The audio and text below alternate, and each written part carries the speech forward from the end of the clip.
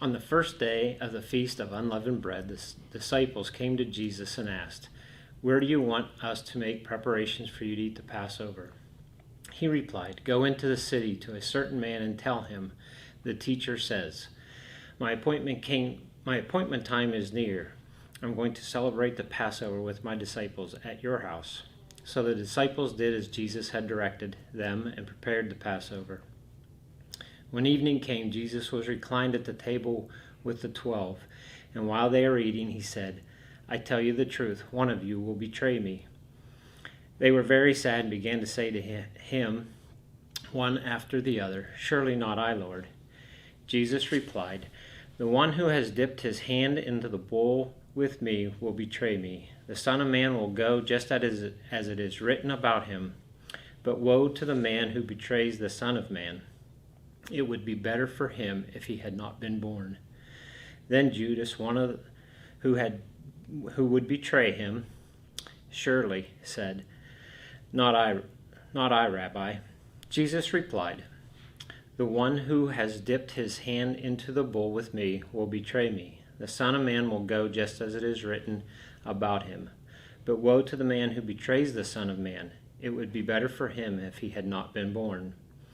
Then Judas, the one who would betray him, said, "Surely not I, Rabbi." Jesus answered, "Yes, it is you." While they were eating, Jesus took bread, gave thanks, and broke it, and gave it to his disciples, saying, "Take and eat, this is my body."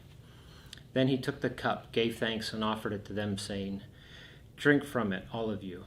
This is my blood of the covenant, which is poured out for many for the forgiveness of sins. I tell you, I will not drink of this fruit of the vine from now until the day when I drink it anew with you in my Father's kingdom."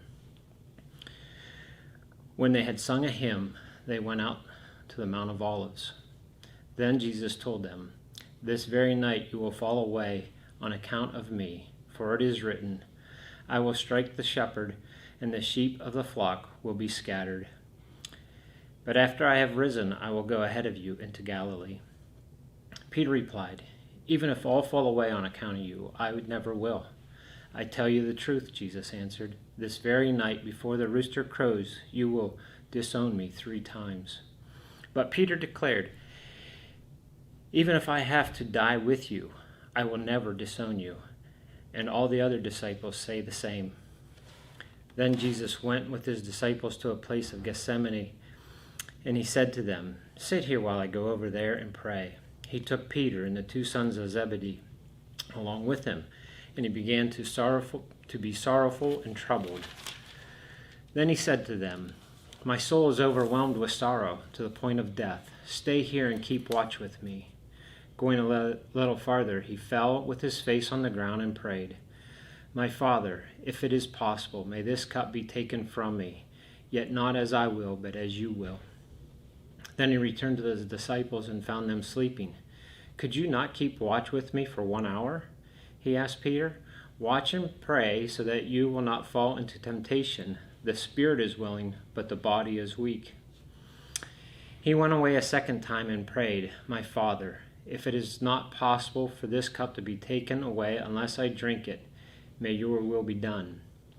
When he came back, he again found them sleeping, because their eyes were heavy. So he left them and went away once more and prayed the 3rd time, saying the same thing.